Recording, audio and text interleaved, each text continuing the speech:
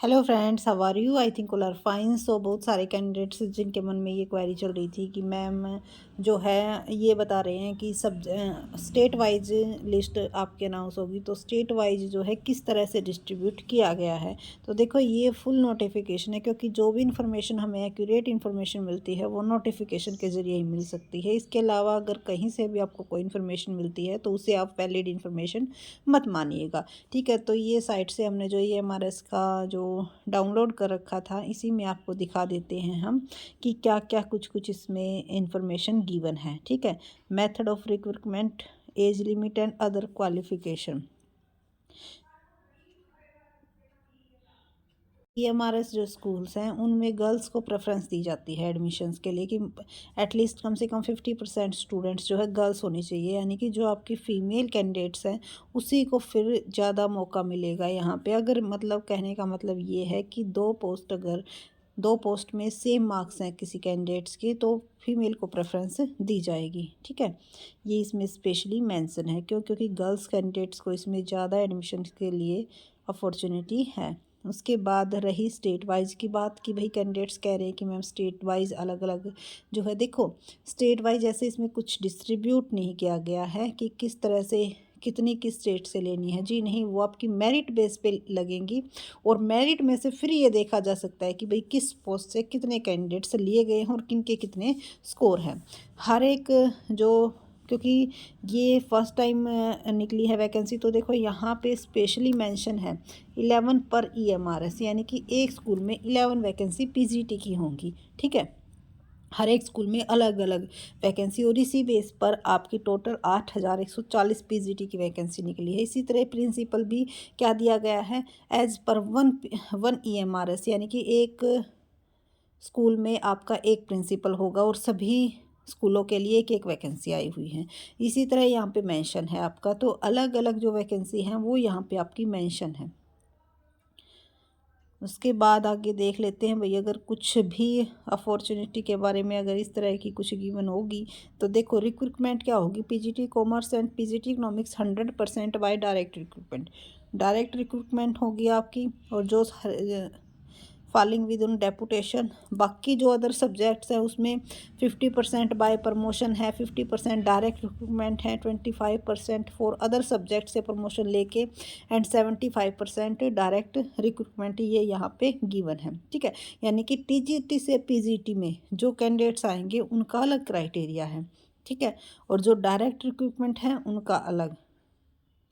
और PGT commerce की बात की जाए तो वो तो सारे के सारे क्या हैं, डायरेक्ट रिक्रूटमेंट ही हो रही हैं। क्यों? क्योंकि TGT में कॉमर्स सब्जेक्ट्स होता ही नहीं है, तो प्रमोशन बेस पे कैसे लेके आएंगे, इसीलिए सारी की सारी क्या है, यानी कि उन सब्जेक्ट्स की ही कोटा रखा गया है जिन सब्जेक्ट्स का TGT लेवल पे होते हैं टीचर्स, उन्हीं को प्रमोट किया जाने की बात कही गई है। उसके बाद अगर लास्ट में एट लास्ट कुछ रूल्स गिवन है तो वो भी देख लेते हैं, क्योंकि उस टाइम वही बात है भाई, बिल्कुल ये देखा गया था, इतनी ध्यान से इसको नहीं स्टडी किया गया था, सिर्फ वैकेंसी ही देखी गई थी कि वैकेंसी कितनी है, कितने सारे कैंडिडेट्स बुलाए जाएंगे। ये देखो यहाँ पे स्पेशली मेंशन है, तो हर एक चीज़ नोटिफिकेशन में गिवन है। ये डिपेंड करता है कि आपने उसको कितनी डीपली स्टडी किया है। तो देखो यहाँ पे गिवन है, the written test will be followed by an interview for the post of principal. तो ओनली प्रिंसिपल का इंटरव्यू लिया जाएगा, क्योंकि बहुत सारे कैंडिडेट्स ये पूछ रहे थे कि मैम PGT में भी इंटरव्यू होगा या डायरेक्ट लिस्ट लगेगी। बिल्कुल डायरेक्ट लिस्ट लगेगी, और कितने कैंडिडेट्स को बुलाया जाएगा ये भी यहाँ पे मेंशन है। तो देखो, जिसमें इंटरव्यू है 1/3, यानी कि एक पोस्ट के लिए 3 बच्चों को बुलाया जाएगा इंटरव्यू के लिए। ये आपकी प्रिंसिपल की रही बात। उसके बाद रिटर्न टेस्ट 80 और 20 का क्या रहेगा, आपका क्राइटेरिया रहेगा, जो कि प्रिंसिपल के लिए। In case of teaching staff, final selection will be based on mark obtain in written test only. तो बहुत सारे इस चीज़ के लिए भी, क्योंकि देखो तरह तरह की अफवाहें फैलती रहती है कि भाई अब इसके अंदर क्या रख दिया गया है, इंटरव्यू रख दिया गया है PGT के अंदर और डायरेक्ट रिक्रूटमेंट नहीं होगी। तो देखो यहाँ पे नोटिफिकेशन में जो बात मेंशन है, उस पोस्ट उस टाइम जो नोटिफिकेशन आया था वही चीज़ें उस पोस्ट के ऊपर अप्लाई होती हैं। तो यहाँ पर PGT का जो फाइनल सिलेक्शन है वो स्पेशली मेंशन है, रिटन टेस्ट के बेस पे होगा और सिर्फ उतने ही कैंडिडेट्स को शॉर्ट लिस्टेड किया जाएगा जितनी की वैकेंसी है। The list of short listed candidates for recruitment all the included in the recruitment notification will be displayed on NESTS site. तो साइट के ऊपर आपको मिल जाएगा, यानी कि जिसमें इंटरव्यू है उसमें 1/3 बच्चों को बुलाया जाएगा, यानी कि एक पोस्ट के लिए 3 बच्चों को, ठीक है। और जो बाकी अदर पोस्ट हैं जिनमें इंटरव्यू नहीं है, क्योंकि ओनली प्रिंसिपल के पोस्ट के लिए आपका इंटरव्यू रखा गया, बाकी इंटरव्यू नहीं रखा गया है, तो उनमें जो है आपकी उन पोस्ट के लिए बाकी आपको उतने ही कैंडिडेट्स को बुलाया जाएगा जितने के पोस्ट है, ठीक है। ये हो सकता है कि कुछ कैंडिडेट्स को हम वेटिंग लिस्ट में रख ले, ताकि एक दो कैंडिडेट्स, कुछ कैंडिडेट्स ऐसे होंगे जो कि किसी वजह से निकल जाए, यानी कि डॉक्यूमेंट वेरिफिकेशन में कोई कमी या फिर कहीं और जगह उनकी जॉब हो जाने की वजह से ज्वाइनिंग नहीं कर पाए, तो उनकी वजह से एक दो कैंडिडेट्स को क्या रख सकते हैं, वेटिंग लिस्ट में रख सकते हैं, ठीक है। Selected candidate with initial the probation period of 2 year.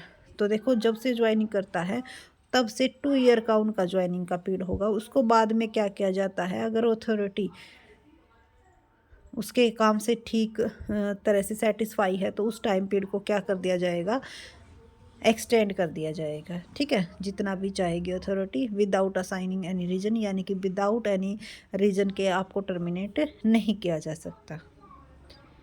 तो कुल मिला के यही आप मान के चल सकते हो कि भाई परमानेंट पे बेस पे ही अगर आप अच्छा काम करोगे, जाहिर सी बात है, विदाउट एनी कोई भी अगर आपके पास आपको निकाला जाता है तो उसके लिए कुछ ना कुछ रीज़न होना चाहिए और वो रीज़न रिटर्न में होना चाहिए, ठीक है।